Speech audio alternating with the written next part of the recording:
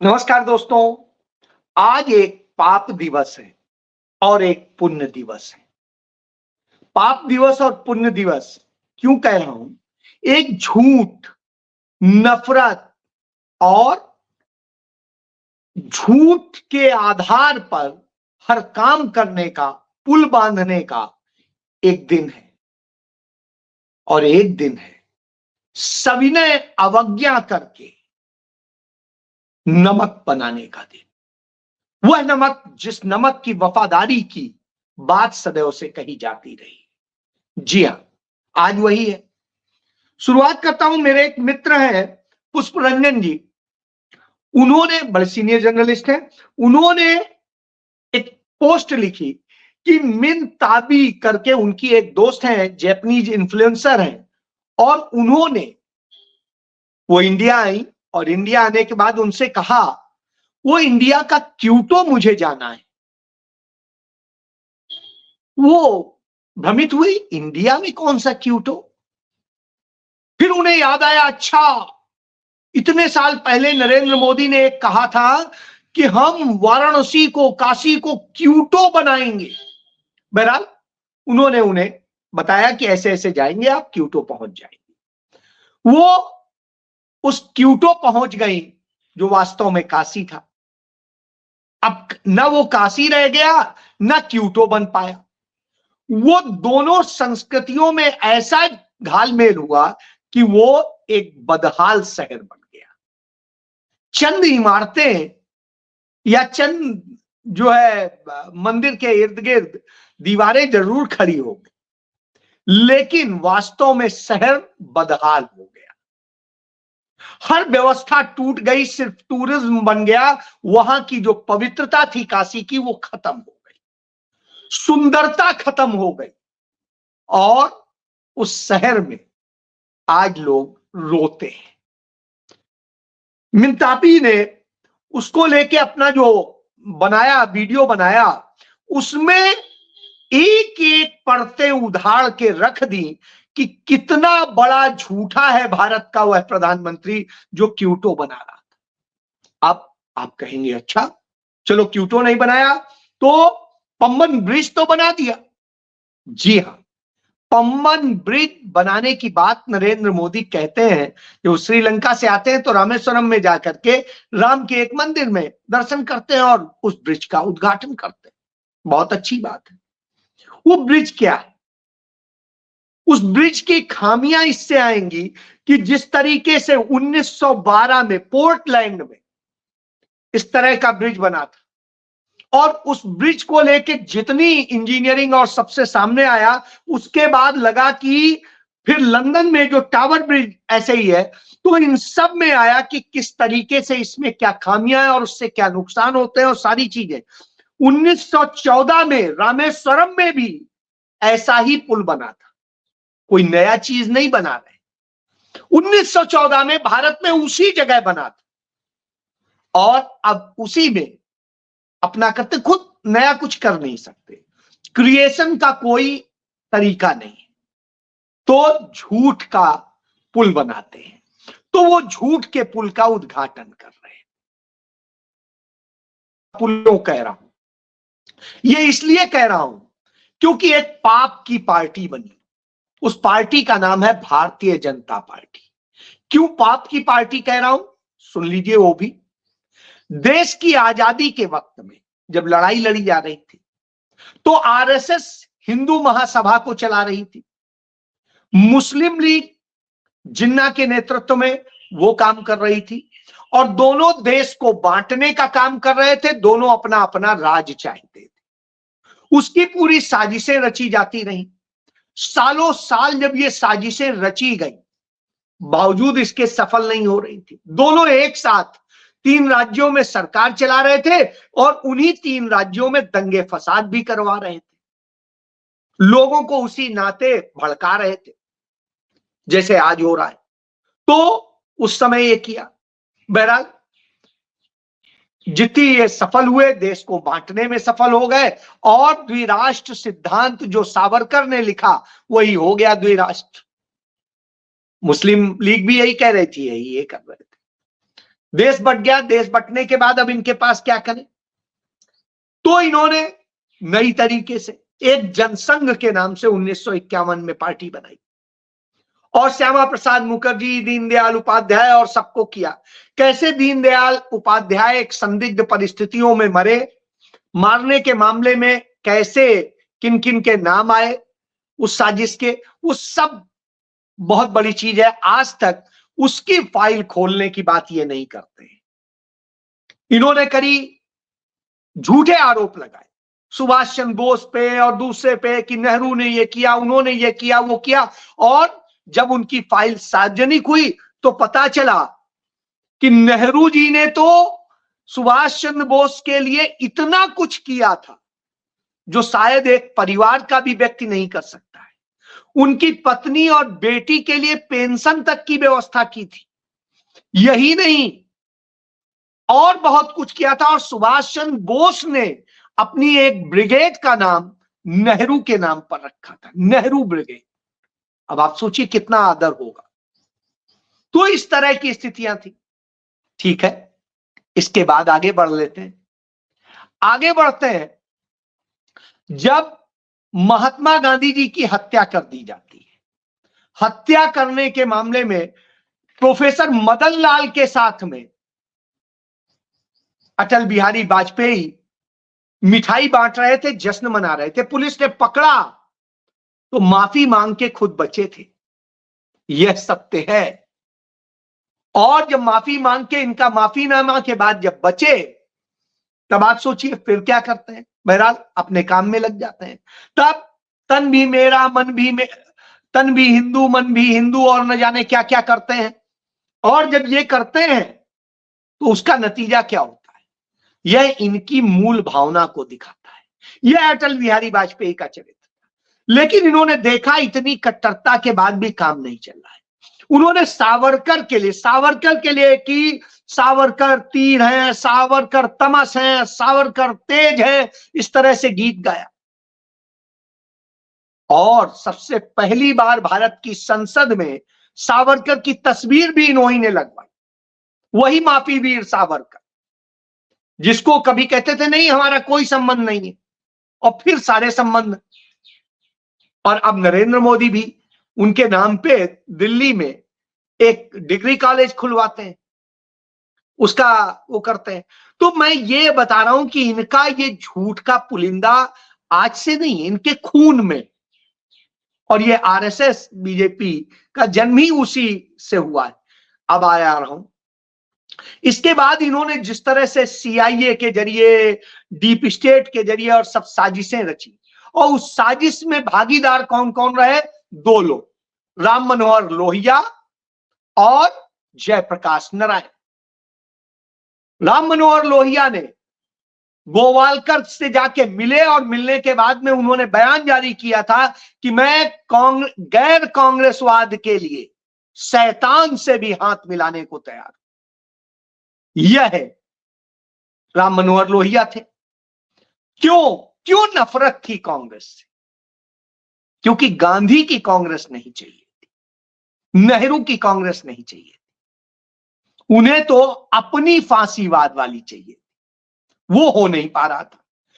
गांधी के निर्देश पर पंडित जवाहरलाल नेहरू ने डॉक्टर अंबेडकर के साथ मिलकर के इस देश को वो महान संविधान दिया, जो संविधान हमारी आपकी रक्षा करता है और हमें धर्मनिरपेक्ष, पंथ निरपेक्ष बनाता है, हमें सर्वजन हिताय सर्वजन सुखाय देता है, जो दलितों, पिछड़ों, आदिवासियों, अल्पसंख्यकों को एक संवैधानिक संरक्षण देता है, अल्पसंख्यकों। तो अब आप समझिए, यही तो इन्हें नहीं चाहिए था, इसी को तो ये खत्म करना चाहते, लेकिन अब हिम्मत नहीं थी। तो इस तरह रूप बदले। इन्होंने 1959 में जयप्रकाश नारायण को भी आरएसएस से जोड़ लिया। और ये बातें ऐसे नहीं कह रहा हूं। मधु लिमय जो लोहिया के सबसे क्लोजेस्ट थे, 3 बार के सांसद थे, उन्होंने अपने जीवन के आखिरी लेख में यह बात लिखी है कि वो आरएसएस के एजेंडे से चलते थे, आरएसएस से संचालित होते थे। और यही उनका बड़ा पाप था। इसके बाद में यही बात सीताराम गोयल ने, जो इनकी पार्टी के राष्ट्रीय संगठन मंत्री थे, उन्होंने अपनी किताब में लिखा है कि जयप्रकाश नारायण आरएसएस के साथ ऐसे जुड़े और उसके बाद ये रहा। अब जयप्रकाश नारायण कैसे आरएसएस के थे, यही सारी बातें बता रहा हूं। इसके बाद में इन्होंने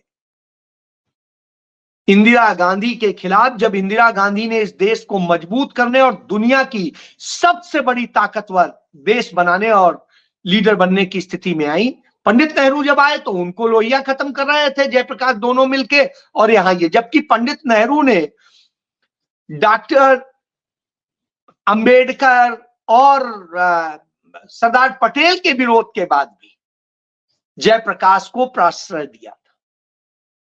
यानी ये आस्तीन के सांप थे, आरएसएस के लिए काम करते थे। तो ये आ जाते हैं, लोहिया मर जाते हैं, जयप्रकाश नारायण के हाथ में आता है।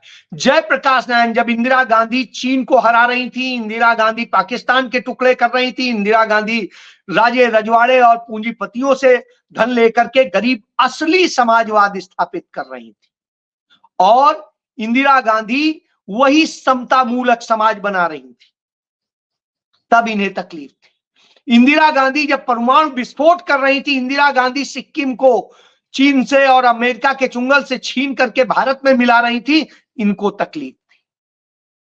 और उसके बाद में सीआईए एजेंट एक जज के जरिए जैसे जजमेंट दिलाया गया, और उसके बाद में उसमें भी इंदिरा गांधी जीत गई और अय्यर साहब के जजमेंट आ गया, इंदिरा गांधी की कुर्सी बच गई। अब इनको लगा कि और क्या हो, तो रामलीला मैदान से इसी जयप्रकाश नारायण ने इस देश की सेनाओं और पुलिस को विद्रोह कर देने के लिए उकसाया। भारत के रेल मंत्री की हत्या करा दी गई, मिश्रा जी की, बिहार में ललित नारायण मिश्रा की, और भारत के चीफ जस्टिस ऑफ इंडिया पर कातिलाना हमला किया गया, हत्या का प्रयास किया गया। और इसके अलावा और तमाम घटनाएं हुई, तमाम तरह की अराजकताएं हुई। जॉर्ज फर्नांडिस ने जिस तरीके से रेलवे की हड़ताल करा करके 20 दिन में 20 लाख कर्मचारियों के साथ में देश की पूरी जो है व्यवस्थाएं भंग कर दी, क्योंकि तब एक ही सबसे बड़ा साधन था देश के तमाम वाणिज्यिक उसके आदान प्रदान का। सब जब हो गया तो देश बचाने के लिए उन्होंने आपातकाल लगा के इस देश को बचाया। उसी समय जो है खालिस्तानी मूवमेंट शुरू किया गया और सब कुछ किया गया, तो देश को तोड़ने की साजिशें रची गई। और जब ये हुआ तो इंदिरा गांधी ने आपातकाल लगा करके सब सुधारा, और फिर वो लोकतंत्र को प्यार करती थी तो उन्होंने 21 महीने बाद खुद ही चुनाव कराया। हार गई, जानती थी। हारने के बाद भी आपको बताएं वो देश के लिए लड़ती रही। तब पहली बार सीबीआई का दुरुपयोग किसने किया? जनता पार्टी सरकार ने किया। फांसीवाद किसने किया? इन्होंने किया। और इन्होंने जिस तरीके से झूठे मुकदमे और सब कुछ किया, इंदिरा गांधी ने एक भी झूठा मुकदमा नहीं दर्ज किया था। मीसा में ही लोगों को गिरफ्तारी करी थी या नजरबंदी करी थी। इसके बाद चूंकि दस्तावेज सामने आ चुके थे, आ चुका था शाह कमीशन के सामने कि कैसे कैसे इन्होंने सीआईए से पैसा लिया है, जनसंघ के अकाउंट में पैसे गए और सब कुछ है, और ये सब बातें सामने आती, कार्रवाई होती तो उसे रोकने का काम हुआ। जो आरएन काओ, जिन्होंने रॉ की स्थापना की थी और दुनिया में हमारे लिए काम करके हमें ताकतवर बनवाया था, तो वो भारतीय एजेंटों को इन्होंने पाकिस्तान को, मोरारजी देसाई ने सबका रिकॉर्ड दे दिया, जिससे उनको मार दिया गया। 70 भारतीय एजेंट मार दिए गए। अब बताइए गद्दार कौन था? और रिचर्ड निक्सन के साथ ये मिल गए। जिस तरीके से इन्होंने हेनरी किसिंजर, जो सबसे बड़ा भारत का घातक था, उसके साथ में जाकर के मिल गए, और उसने जिस तरह से भारत के ऊपर आक्रमण कराने और सबका साजिश रची। नरेंद्र मोदी प्रधानमंत्री बनने के बाद 2019 में उसके घर मिलने जाते हैं। अब आप समझ लीजिए रिलेशन कितने खास थे। तो इस तरह से करके इन्होंने पूरा साजिश रची थी। वो सारी साजिशें जब इंदिरा गांधी काफी मजबूत हो रही थी और 1980 में जब चुनाव होने को था, जब जनसंघ का विलय कर दिया था जनता पार्टी में, उसके बावजूद जनसंघ जीवित था। और जनता पार्टी से भारतीय जनता पार्टी के लोगों को अलग इसीलिए किया गया था क्योंकि वो दोहरी सदस्यता लिए हुए थे, जनता पार्टी के भी सदस्य थे और जनसंघ के भी। तब 1980 में इन्हें लगा कि शायद सरकार न बदल जाए, और सरकार बदलने की आशंका में इन्होंने जनसंघ खत्म कर दिया और 6 अप्रैल 1980 को भारतीय जनता पार्टी बनाई। जब इन्होंने भारतीय जनता पार्टी बनाई तो उसके 4 मंत्र दिए।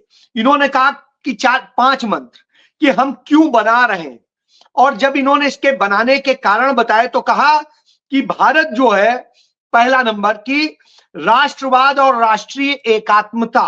हमारा मानना है कि भारत राष्ट्रों का समूह नहीं है, बल्कि नवोदित राष्ट्र भी नहीं है, बल्कि यह सनातन राष्ट्र है। हिमालय से कन्याकुमारी तक प्राकृतिक आधारित यह देश है और देवभूमि को देशवासी माता मानते हैं। इस तरह से करके इसकी विविधता और उसकी एकता की बात इन्होंने की, भौगोलिक और सब चीजों को लेकर। अब आप समझिए, ये कह रहे हैं।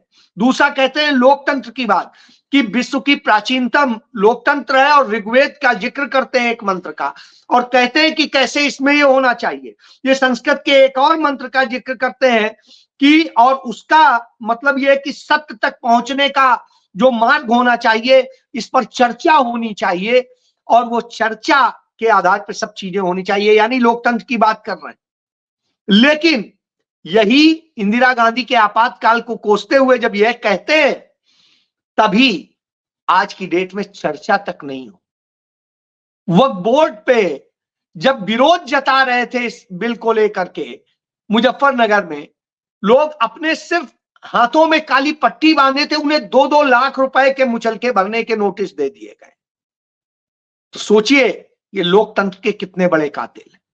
कोई भी व्यक्ति प्रोटेस्ट कहीं करने का होगा तो कैसे मुकदमे दर्ज करते हैं, ये आप देख रहे हैं, यह स्थिति। तीसरा इन्होंने कहा था सामाजिक आर्थिक विषयों पर गांधीवादी दृष्टिकोण, यानी गांधीवाद के उस पर आने की बात करी थी, और समता युक्त समाज बनाने की और देश बनाने की बात की थी।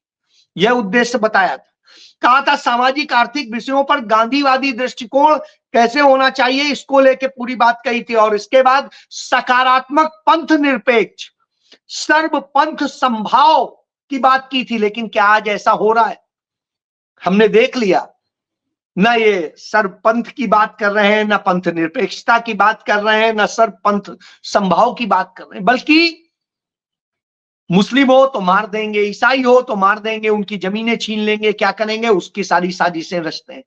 और इसके बाद 5वां इन्होंने कहा था मूल्य आधारित राजनीति, यानी नैतिकता और ये सब चीजें होनी चाहिए, मानवता, वो सब खत्म है।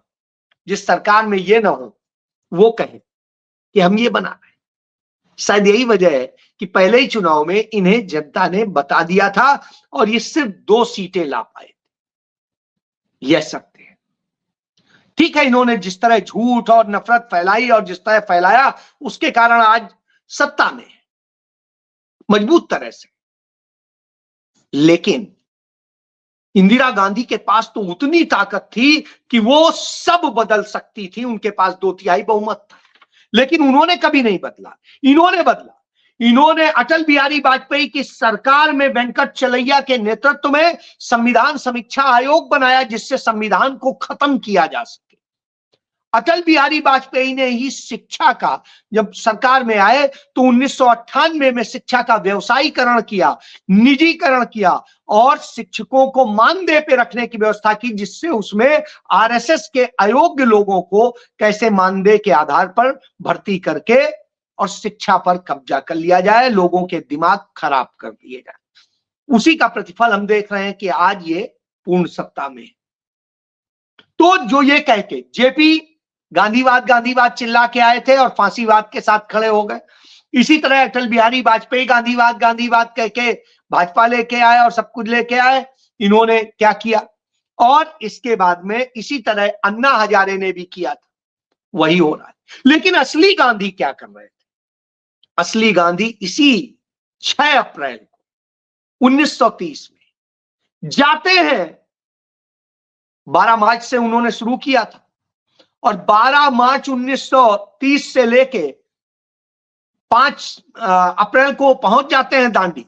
और दांडी यात्रा में जिस तरह 16 साल से लेके 61 साल तक के लोग थे, 61 साल के खुद गांधी जी थे, तो वो वहां जा करके और अंग्रेजी हुकूमत को यह कहते हुए कि यह नमक है, नमक हरामी नहीं होनी चाहिए और यह नमक हमारा जीवन का अधिकार है।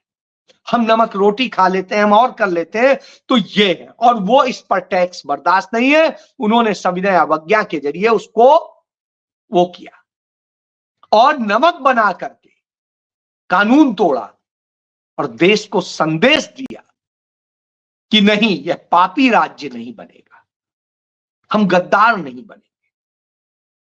लेकिन ये तो नमक खा के गद्दार बने। तो दोनों में अंतर ये, इसीलिए राहुल गांधी बार बार कहते हैं कि गांधी नेहरू की विचारधारा इस देश को बनाने की विचारधारा थी, इनकी विचारधारा आरएसएस बीजेपी की विचारधारा विध्वंसक विचारधारा है, तोड़ने की विचारधारा है और इन्होंने सबको टुकड़े टुकड़े करने का किया है। पहले सिखों की उस पर कब्जा करने की कोशिश की, कुछ गुरुद्वारों में कब्जे कर भी चुके हैं। इसके बाद में मुस्लिमों की जमीनों पे करने के लिए वक्फ बिल ले आए। अब इनकी नजर ईसाइयों की जमीनों पर है। 17.5 लाख एकड़ जमीन इन्हें लग रही है कैसे हथियाई जाए।